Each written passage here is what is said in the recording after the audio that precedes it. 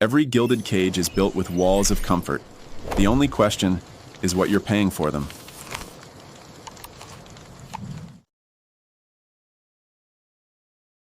You ever get that feeling when you're watching a movie or scrolling through your feed that there's something more going on? That behind all the glamour and the drama, there's this invisible system kind of pulling the strings, shaping what you see and how you feel? Well, that's exactly what we're digging into today. The hidden architecture that constructs so much of our modern world. This line from The Truman Show just hits the nail on the head, right? It's our perfect starting point. Because that movie, it's not just a cool sci-fi idea. It's really an allegory for our own lives, where we're all living inside this giant spectacle, a world so big we might not even notice the walls. I mean, just think about it. Our whole culture, celebrities, social media, sports, it's like our very own Sea Haven. It's this picture-perfect world, built from the ground up just for us to watch. But here's the crazy part. What if that spectacle, that show, has started to feel more real to us than our actual lives? And you know, this isn't some newfangled idea. Way back, a theorist named Guy Debord called it the Society of the Spectacle. And what he was saying, basically, is that what we see has taken the place of what we do.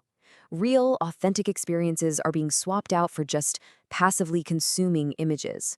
We've all become the audience watching Truman's life unfold. But, you know, just like in the movie, if you start looking real close, you can begin to see the cracks in the facade of this perfect world.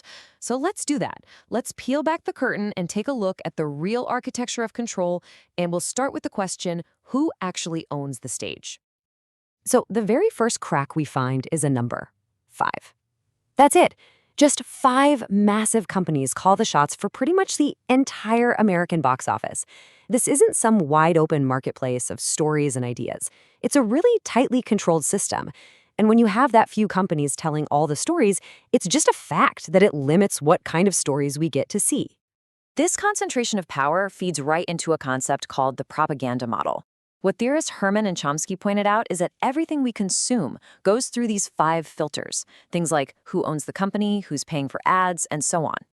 It's not some big conspiracy with people in a smoke-filled room. It's just that this system itself is built to favor the status quo. It kind of manufactures our agreement without us even realizing it. And if you want to see just how direct that influence can be, look at this. These aren't just theories. These are real, documented script changes. The Pentagon and the CIA have literally stepped in and altered some of the biggest movies ever made to make themselves look better. They changed Goose's death in Top Gun so it wouldn't hurt Navy recruitment. They cut mentions of Hiroshima from Godzilla. It's wild. The government is often the uncredited script editor. And that control, it goes all the way down to the artists themselves. I mean, check out their contracts. An artist can pour their soul into an album, but in a standard deal, it's the record label that owns the master recordings, not the person who made the music. This means the corporation controls their legacy for a very, very long time. It's a system where you can be world famous and still not own your own life's work.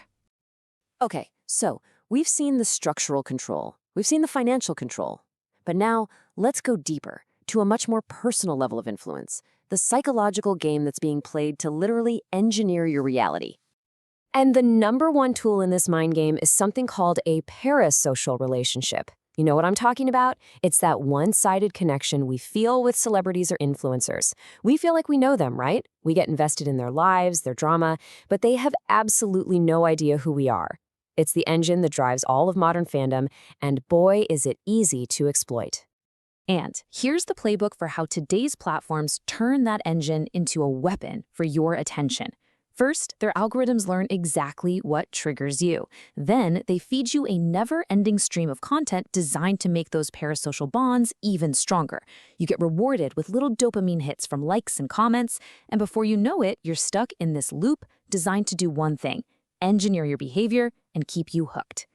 This reality engineering, this whole crafted spectacle, it's not just in Hollywood or on your phone. Let's take a look at the world of sports. The official story we're all told about something like the NFL is that it's the ultimate meritocracy. The best team, through pure skill and effort, will win. Simple as that. But there's another theory, a pretty compelling one actually. It suggests that pro sports are really sports entertainment, that those shocking upsets aren't about merit, They're strategic moves to keep the massive gambling industry humming. That the stories of superstars are crafted, almost pre-scripted, to keep us all emotionally and financially invested. The game on the field might just be a small part of a much, much bigger game. So, with all this control, all this scripting, what is it actually like for the people at the very center of it all? What's the real price of being famous? What's it like inside that gilded cage? The psychological toll is just huge. Experts talk about this split that happens, this gap between who a person really is, their private self, and the public image they have to maintain. And that division, that split, is the absolute heart of the celebrity machine. You can get so famous that you actually start to lose track of who you are because this persona everyone expects you to be just takes over. But what happens when someone in that cage decides they've had enough? When they actually try to break free? Well, that gives us one of the most famous stories of rebellion in entertainment history, the story of Dave Chappelle. At the absolute peak of his fame, this is what was on the table for Chappelle: $50 million. By any measure, this was the ultimate prize, the very definition of success in the system. But he started to feel like he was losing control of his own art. He tells the story about being on set and hearing a laugh from someone that just felt wrong. It wasn't a laugh of understanding. It felt mocking, even racist. And it made him wonder, is my comedy actually working, or is it just feeding the very thing I'm trying to make fun of? It was a direct clash between his success and his integrity. So he did something almost nobody does. He walked away. He left the $50 million on the table and chose his own freedom, his own peace of mind. It was this incredible act of resistance against the whole gilded cage. Now, Chappelle's story is obviously extreme. So for the rest of us, for the audience, how do we find our own way out? How do we escape the dome without having to, hop on a plane to South Africa? The key, the one tool that we can all learn to use, is something called symbolic literacy. It's really just the ability to read between the lines, to look past the explosions and the jokes on the surface and start to see the deeper themes, the hidden messages, and the symbolic tricks being used to shape our thinking. And when you start to develop this skill, the benefits are huge. Suddenly, you can spot when you're being manipulated. You start to appreciate real artistry on a whole new level. And the most important thing, you get a sense of empowerment. You stop being just a passive consumer of the show, and you become an active, critical interpreter. You gain agency over your own mind. Which really brings us to the final question, the one we all have to answer. In the movie, Truman found a literal door painted on the wall of his world. For us, it's not that clean cut. If our world of entertainment is the dome, then maybe learning to see it for what it is, developing that symbolic literacy, is the key.